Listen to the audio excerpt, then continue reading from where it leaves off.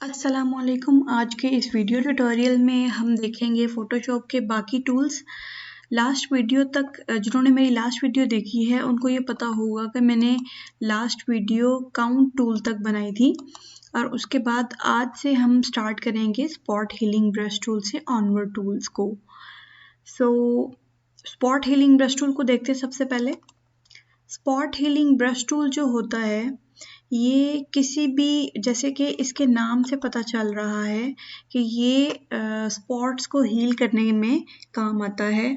अभी मैं एग्जांपल के तौर पर इस पिक्चर के ऊपर ही आपको करके बताऊंगी। फॉर एग्जांपल मैंने इस पिक्चर में ये चेंज करना है कि मुझे ये पर्सन जो है ये यहाँ पे नहीं चाहिए, तो मैं इसको सिंपली इसके ऊपर ये देखें ऐसे मैंने इसको किया ड्रैग अपने माउस को और ये यहाँ से हमारा स्पॉट जो है वो रिमूव हो गया है। ब्रश टूल जो है उसको हम इस तरह से देखेंगे कि इसमें हमें पहले सोर्स डिफाइन करना पड़ता है। फॉर एग्जांपल मैं कहती हूँ मेरा सोर्स ये है, ठीक है, और मैं लाके इसको इस तरह से करूँगी पेस्ट, ठीक है। मैंने अपने माउस का लेफ्ट क्लिक किया है और उसको ड्रैग किया इस तरह से थोड़ा सा, तो वो हमारा एक और सोर्स उसने जो है वो यहाँ से लाकर यहाँ डिफाइन कर दिया है, ठीक है। तो इन दोनों में बस यही डिफरेंस है कि स्पॉट हीलिंग ब्रश टूल को किसी सोर्स की ज़रूरत नहीं होती, वो डायरेक्टली हम उसको अप्लाई कर सकते हैं किसी भी पिक्चर के ऊपर। लेकिन हीलिंग ब्रश टूल जो है उसको काम करने के लिए, उस पर काम करने के लिए हमें किसी सोर्स की ज़रूरत पड़ती है। ऑल्ट प्रेस करके हम पहले सोर्स को डिफाइन करेंगे एंड देन हम जहाँ भी हमें चाहिए वहाँ पे भी हम उसको ड्रैग करेंगे, मतलब माउस के लेफ्ट क्लिक से, तो वो उसको ड्रॉ कर देगा। अभी देखें ये यहाँ बता भी रहा है, ब्रश स्ट्रोक के अंदर बता रहा है कि मेरा सोर्स क्या सिलेक्ट हुआ है। इसके बाद पैच टूल पे आ जाते हैं। पैच टूल में क्या होता है कि हम इसको सिलेक्शन करके देते हैं। लाइक मैं कहती हूँ कि इस पार्ट को सिलेक्ट करो,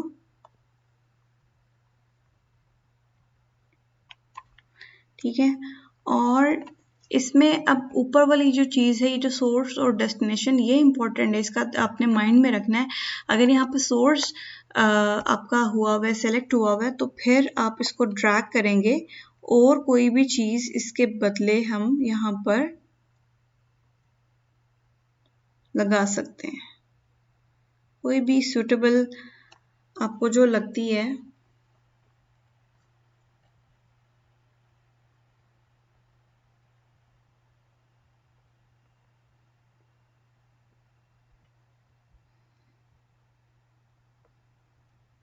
इसको रियलिस्टिक दिखाने के लिए हमें इसके आसपास से ही सोर्स जो है वो चूज करना होगा। तो ये देखें, ये उसने बिल्कुल यहाँ से इसको रिमूव कर दिया है। और अगर आप यहाँ से डेस्टिनेशन सेलेक्ट करते हैं और कंट्रोल जी करती हूँ मैं, पिक्चर की ये है, इसको सेलेक्ट करूँगी और इसको ड्रैग करके कहीं भी ले जा सकती हूँ। मैं ये इस तरह से भी फिल कर सकती हूँ इसको।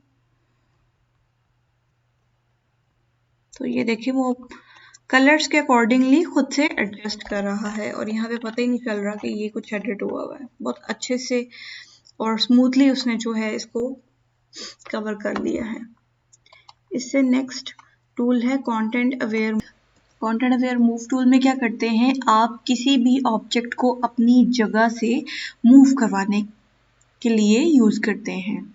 अब फॉर एग्जांपल मैंने इस ऑब्जेक्ट को अपनी जगह से मूव करवाना है, तो पहले मैं इसकी सिलेक्शन कर लूँगी,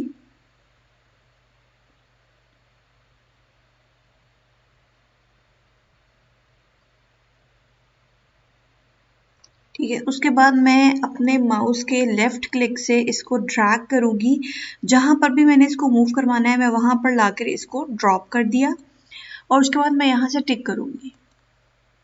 तो ये देखिए सिंपली हमारा जो ऑब्जेक्ट है वो एक जगह से दूसरी जगह पे मूव हो चुका है। उसके बाद नेक्स्ट टूल है हमारा रेड आई टूल। ये टूल हम तब यूज़ करते हैं जब हमारी किसी पिक्चर में लेंस का कलर जो है वो रेड नज़र आए, तो उसको रिमूव करने के लिए हम ये टूल यूज़ कर सकते हैं।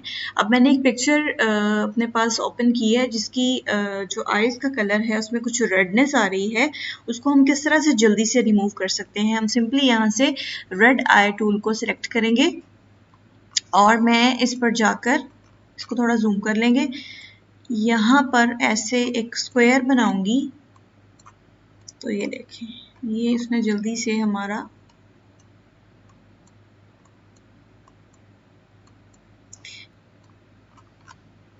तो ये देखें उसने बहुत इजीली कुछ सेकंड्स के अंदर वो आई की रेडनेस को रिमूव कर दिया है। उसके बाद है brush tool. Brush tool simply सबको पता ही होगा कि ये सिंपली जैसे चीज़ें ड्रॉ करने के लिए यूज़ होता है।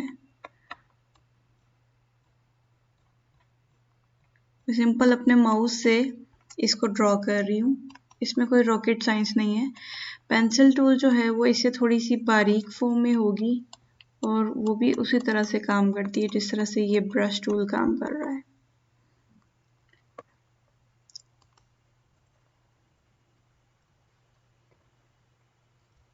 उसके बाद है colour replacement tool. Colour replacement tool एक बहुत ही आप कह लें बेनिफिशियल टूल है, वो इस सेंस में कि मैं चाहती हूँ कि इसके आईब्रोज का कलर रिप्लेस कर दिया जाए। तो ये देखिए मैंने यहाँ से कलर रिप्लेसमेंट टूल सेलेक्ट किया हुआ था और ये देखिए जहाँ जहाँ मैं उसको ड्रैग कर रही हूँ वो उतना उतना कलर चेंज कर रहा है। ये भी बहुत अच्छा टूल है।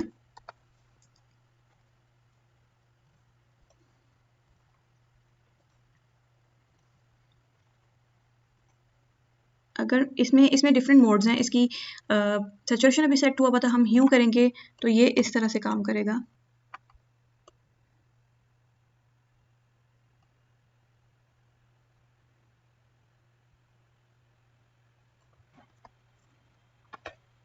अगर मैं यहाँ से कलर चेंज करके इस पर अप्लाई करती हूँ तो ये देखें इसने कलर चेंज कर दिया है। हम इसको रेड कलर करना चाहें तो वो भी अप्लाई हो जाएगा। अभी चूंकि हमने ये ह्यू सेलेक्ट किया हुआ है इस वजह से ये थोड़ा सा उसको लाइट करके कर रहा है। अगर मैं यहाँ से इसका ल्यूमिनोसिटी सेलेक्ट करूँगी तो ये इसको थोड़ा सा डार्क कर दिया उसने।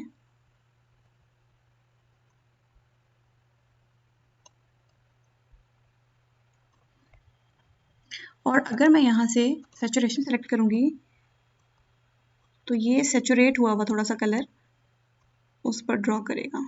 तो ये बहुत मज़े का एक टूल है।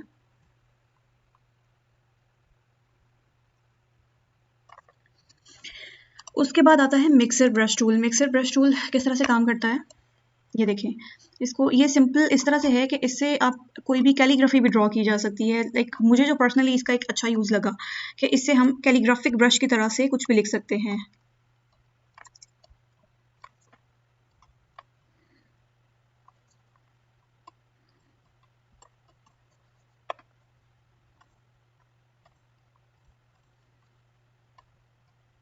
जैसे हमें बार बार इंक को लोड करना पड़ता है अपनी कैलीग्राफी का जो पेन होता है उसमें, ऐसे ही इसमें भी हमें कलर को लोड करना पड़ता है। अब मैंने ब्राउन कलर लोड किया है और ये देखिए इसने ब्राउन कलर से लिखना स्टार्ट कर दिया है। ये डिजिटल पेंटिंग में भी काफ़ी जो है वो इफेक्टिव है।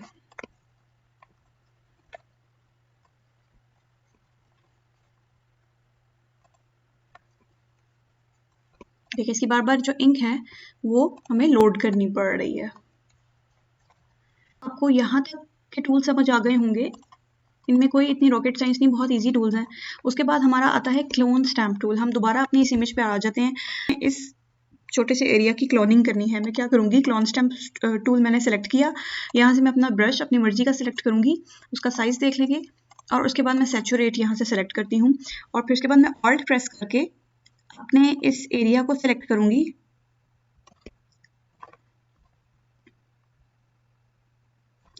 और उसके बाद क्लोन स्टैम्प टूल को चूज़ करके अपना ब्रश सेलेक्ट किया। उसके बाद मैं अपने इस एरिया की सिलेक्शन करूँगी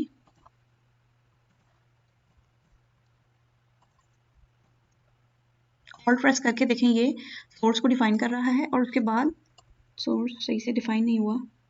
उसके बाद हम इसको ये देखें यहाँ पर पेस्ट करेंगे तो ये देखें इसने इसकी क्लोनिंग कर दी है।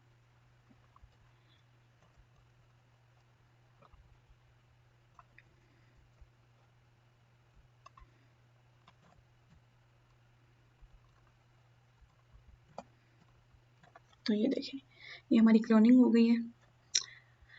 ये बहुत रफ सा हमने किया है क्योंकि अभी मैं सिर्फ आपको टूल के बारे में बता रही हूँ बिगनर लेवल पे। जब हम इसको आगे इसका यूज़ देखेंगे तो उसमें काफ़ी डिटेल से ये बताया जाएगा। कंट्रोल जी कर लेते हैं। उसके बाद है पैटर्न स्टैम्प टूल। इसमें अगर आप किसी भी चीज़ में पैटर्न के साथ क्लोनिंग करना चाहें तो आप वो कर सकते हैं। फॉर एग्जांपल मैं यहाँ पर कहती हूँ कि मैंने इसकी जो शॉर्ट्स हैं उनके अंदर एक पैटर्न मैंने प्रिंट करवाना है, तो मैं यहाँ से पेन टूल से इसकी सिलेक्शन कर लूँगी।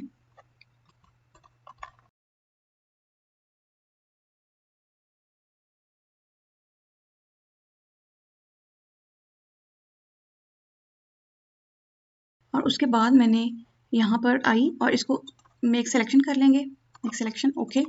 एंड देन उसके बाद हम अपने पैटर्न स्टैम्प टूल पर आएंगे और ये देखिए इसको रास्टराइज किया।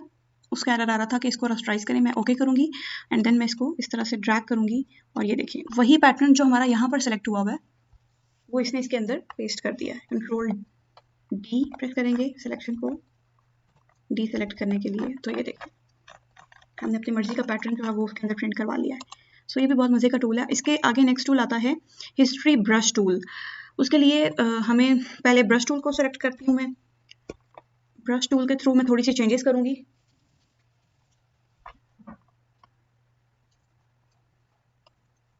ये देखिए थोड़ी सी हम चेंजेस करेंगे,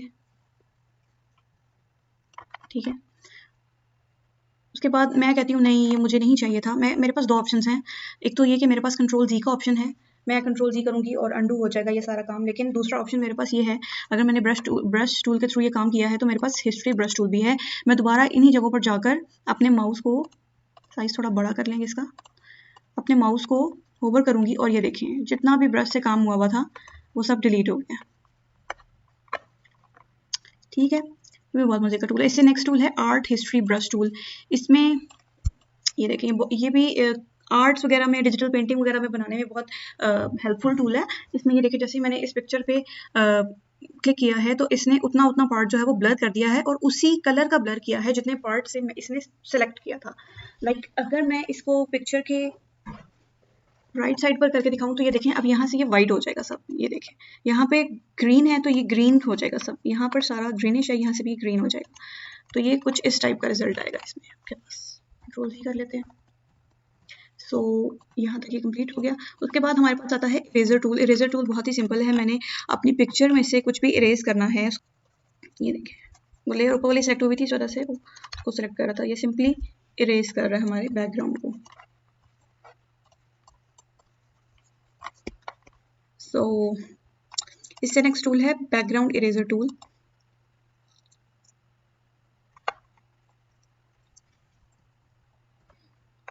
बैकग्राउंड इरेजर टूल ये देखें सिंपली मैं यहाँ पर इसको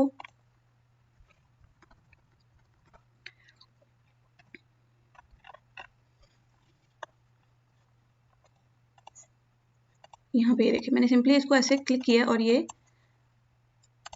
साइज उसका थोड़ा बड़ा कर लेते हैं और ये देखें ये सिर्फ उतने पार्ट को डिलीट कर रहा है कंटेंट अवेयर के साथ जितने पार्ट को मैं करना चाह रही हूँ। उसने नीचे वाले पार्ट को नहीं छेड़ा। दैट मीन्स कि ये इसने ऊपर वाले क्लाउड्स को डिटेक्ट किया है, उसके बाद उसके अकॉर्डिंगली उसको डिलीट कर रहा है।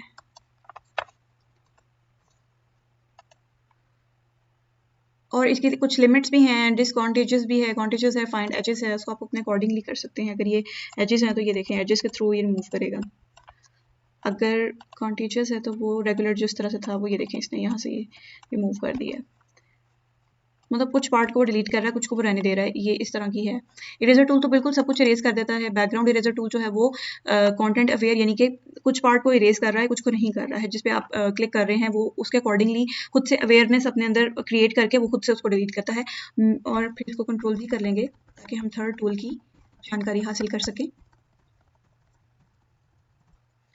Okay So magic eraser tool है, it's similar to magic wand, magic wand tool, but the difference between them is कि magic eraser tool जो है ये selection किए बगैर delete कर देगा.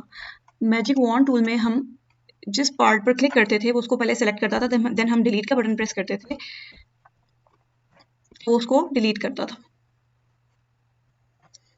जबकि जो हमारा मैजिक इरेजर टूल है वो जितना पार्ट में जिस पे मैंने उसको लाके क्लिक किया उसने डिलीट कर दिया without any selection, without any notification. तो मैजिक इरेजर टूल जो है वो यहाँ पर जिस भी जगह पर मैं इसको क्लिक करूंगी इसको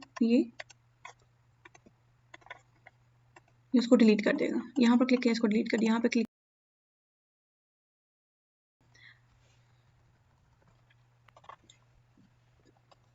देन इसके बाद आ जाता है gradient tool.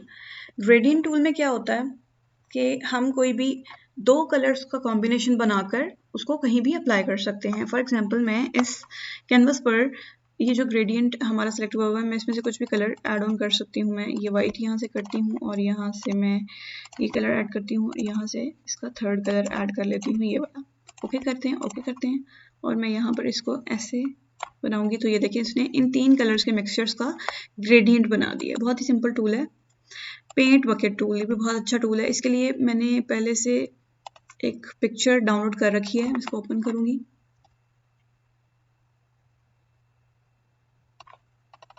Bucket tool select किया और ये देखें यहाँ पे जिस एरिया पे मैं क्लिक करूंगी ये फोरग्राउंड में जो भी कलर सेलेक्ट हुआ होगा वो इसमें हो जाएगा ऑटोमेटिकली. यहाँ से मैं पिंक कलर सेलेक्ट करूंगी, पिंक कर दिया. इसके बाद मैंने यहाँ से थोड़ा ब्लैक कलर सेलेक्ट किया, यहाँ पे हो गया.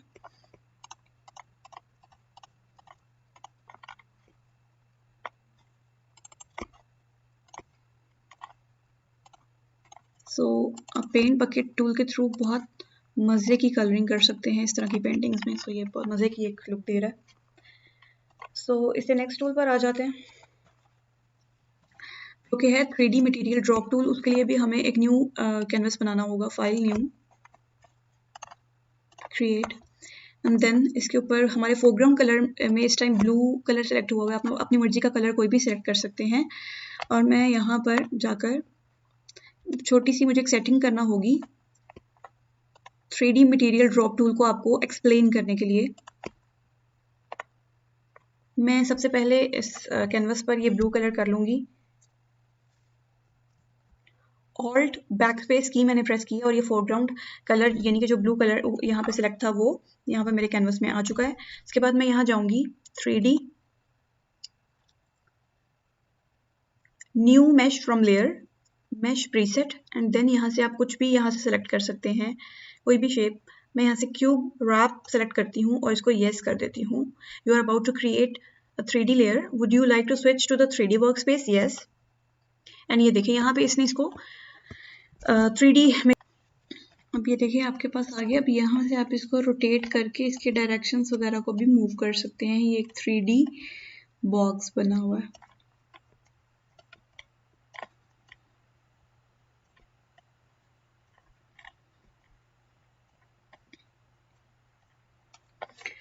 अब यहाँ से आपने विंडोज पे जाकर एसेंशियल्स को सिलेक्ट कर लेना है. तो फिर आपको ये नज़र आएगा. फिर आपने ये बेस कलर पे डबल क्लिक करना है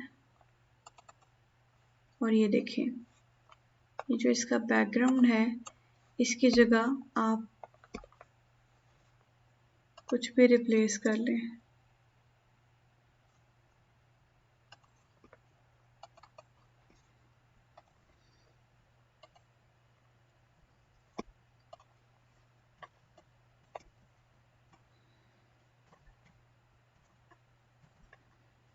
रिप्लेस करके मैं यहाँ पर इसको ऑफ कर दूंगी और यहाँ से इसको सेव कर दूंगी. इस फाइल को सेव चेंजेस यस.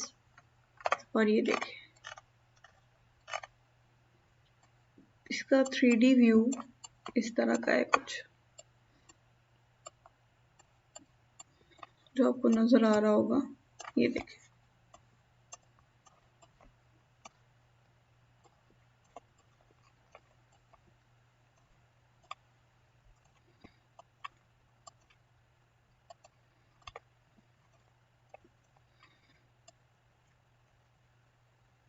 सो ये यहाँ तक के लिए काफ़ी है, क्योंकि हमने बहुत बेसिक सी टूल्स की जो है वो इंफॉर्मेशन गैदर कर रहे हैं। सो आई होप आपको ये समझ आ गया होगा कि इसका बेसिक यूज़ है कहाँ पर। उसके बाद आ जाता है हमारा ब्लर टूल। ब्लर टूल में क्या होगा, आपने यहाँ से अपना ब्रश साइज सेलेक्ट कर लिया और उसके बाद आपने जो पार्ट ब्लर करना है आप उसके ऊपर सिंपली ये देखें प्रेस करके रखा है मैंने, और ये देखें ये पार्ट ब्लर हो गया। कंट्रोल भी कर लेंगे। उसके बाद शार्पन टूल है, अगर आपने जो पार्ट जिसको भी शार्प करना है, ये देखें मैं इसके ऊपर करती जा रही हूँ और ये देखें ये मज़ीद शार्प से शार्प होता जा रहा है। देखें इसके एजेस वाइट हो गए हैं, शार्प हो गया है। कंट्रोल भी करेंगे। उसके बाद नेक्स्ट टूल है हमारा स्मज टूल। इसमें स्मजिंग करने के लिए काम आता है, कुछ भी चीज़ों को गोल मोल मिक्स करने के लिए। ये देखिए ये स्मज हो गया, ये स्मज हो गई है, ये स्मज।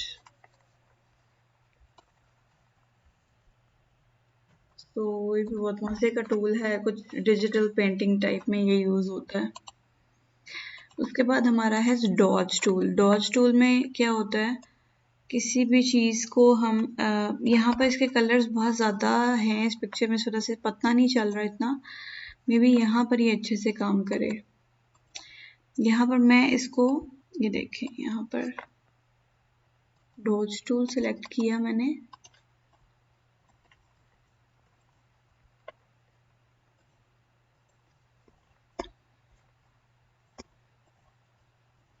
और ये देखें वो ऑलरेडी वाइट था, इस वजह से उसके ऊपर काम नहीं कर रहा। मैंने कलर चेंज किया तो उसने काम करना शुरू कर दिया। ये देखें उसको डॉज कर रहा है, यानी कि कलर्स उसके जो हैं वो थोड़ी यहाँ पे ऐसा लग रहा है लाइट पड़ रही है, लाइट लाइट कलर हो गए हैं।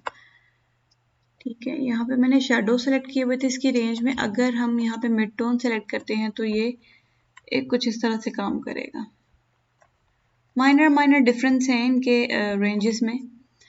और अगर हम यहाँ से हाईलाइट सेलेक्ट करेंगे तो ये कुछ इस तरह से करेगा। ये बहुत ज़्यादा अभी ये दे रहा है, उसको हाईलाइट कर रहा है पार्ट ही उसने। अगर हम ज़्यादा प्रेस करके रखेंगे तो मे बी ये डिलीट ही कर दे इसको।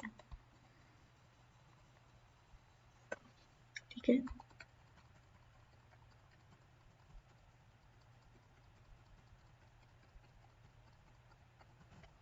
तो ये हमारी ओरिजिनल थी और इन इफेक्ट के साथ मैंने आपको बता दिया। बर्न टूल जो है वो क्या करता है, ये देखें इसके कलर को बर्न कर रहा है। लाइक ये देखें ये लाइंस थी अंदर, को बर्न कर रहा है, ये बिल्कुल इसको सॉलिड बना देगा ये, अगर हम इसको इसके ऊपर ड्रैग करते जाएंगे।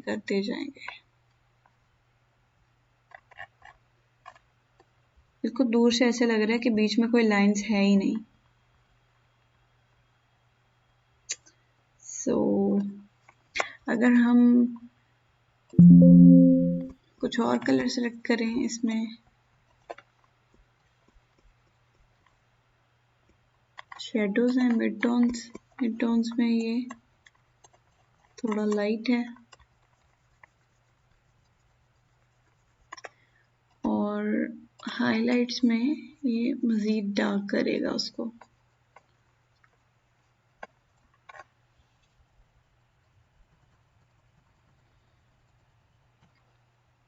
सो नेक्स्ट है स्पॉन्ज टूल। स्पॉन्ज टूल में क्या करता है, ये देखिए स्पॉन्ज टूल जो है उसके कलर्स को थोड़ा डार्क कर रहा है।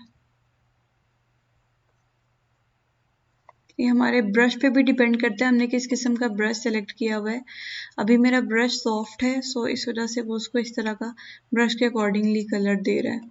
मैं इस तरह का कलर करती हूँ, उसकी हार्डनेस ज़्यादा रखती हूँ, उसका साइज़ भी ज़्यादा रखती हूँ, फिर वो किस तरह से काम करेगा। ये देखें स्पॉन्जिस की फॉर्म में, आप उसको जूम करके देखें ना, ये एक स्पॉन्ज की फॉर्म में उसके ऊपर कलर कर रहा है। कहीं से डार्क, कहीं से, जहाँ पे ज़्यादा प्रेस करके रखेंगे वहाँ लाइट होगा, सॉरी डार्क होगा, और जहाँ कम प्रेस करेंगे वहाँ ये इसको करता जाएगा डार्क।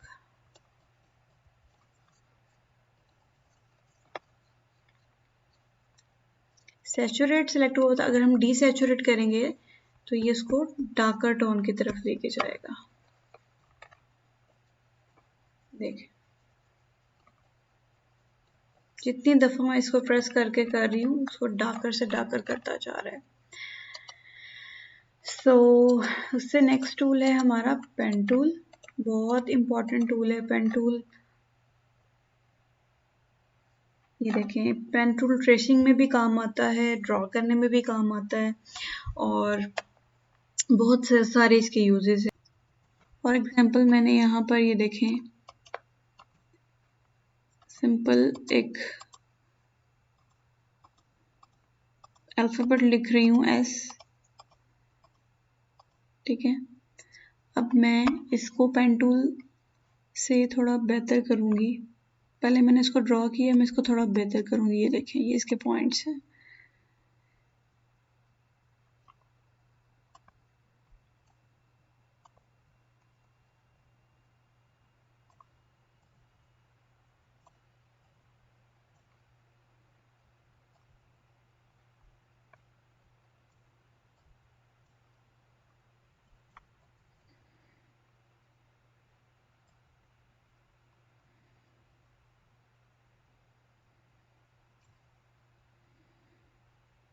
यहाँ से जो छोटे से गोल सर्कल्स हैं इनसे पकड़ के हम इनको ड्रैग करेंगे तो ये रोटेट होते जाएंगे और ये जो छोटे छोटी स्क्वायर्स बने हुए हैं इनके थ्रू हम पकड़ के ड्रैग करेंगे तो ये उसके अकॉर्डिंगली शेप को ड्रैग कर देगा।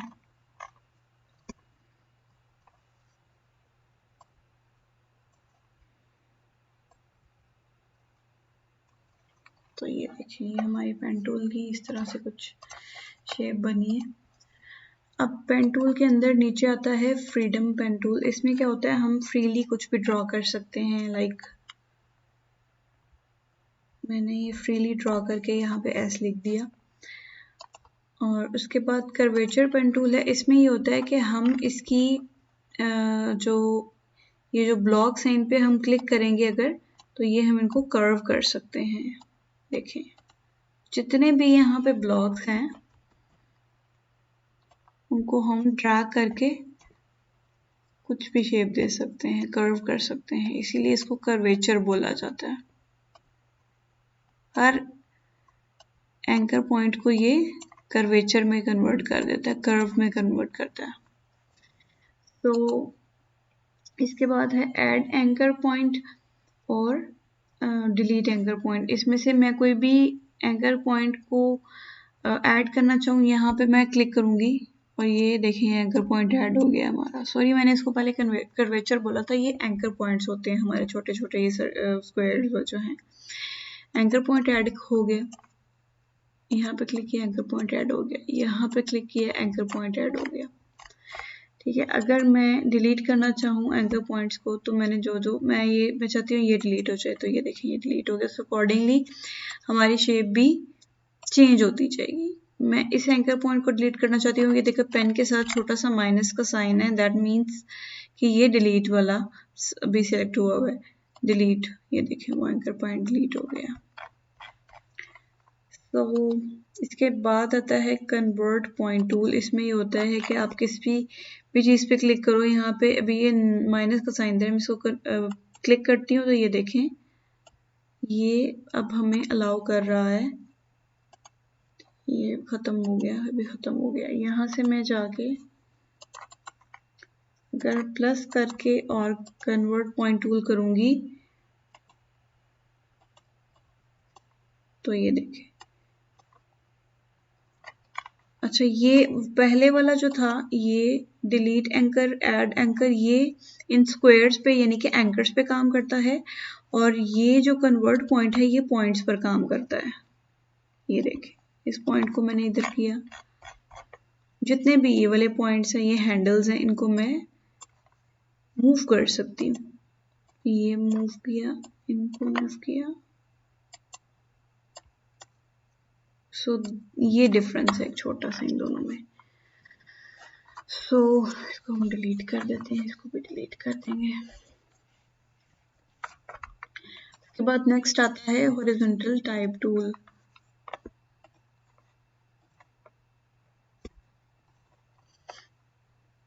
मैं इसको यहाँ पर हॉरिजॉन्टल टाइप टूल को मैंने सिलेक्ट किया और सिंपली कोई भी टेक्स्ट हमने किसी भी इमेज में ऐड करना है तो उसके लिए ये टाइप टूल जो है वो इस्तेमाल किया जाता है। इसका कलर चेंज करना चाहती हूँ टेक्स्ट का, तो वो कलर चेंज हो जाएगा इससे।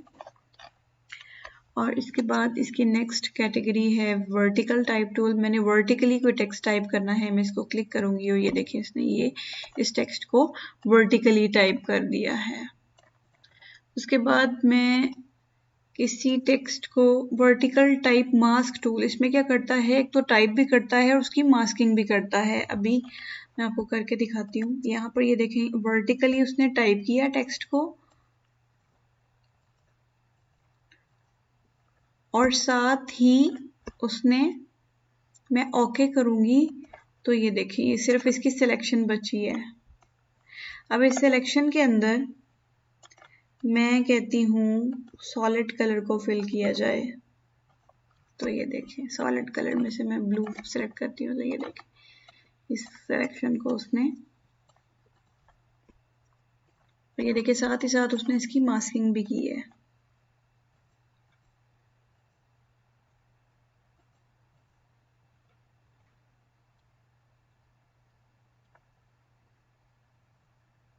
ये जो इसमें यहाँ पे ऐड होके लगाया ना, इसका मतलब है कि ये इसने इसकी मास्किंग की है। मास्किंग के जो कॉन्सेप्ट्स हैं वो मैं आगे की ट्यूटोरियल्स में आपको बताऊंगी। अभी के लिए आप सिर्फ इसी को अंडरस्टैंड करें। हॉरिजॉन्टल टाइप में वो इसको हॉरिजॉन्टली टाइप करके मास्किंग कर देगा।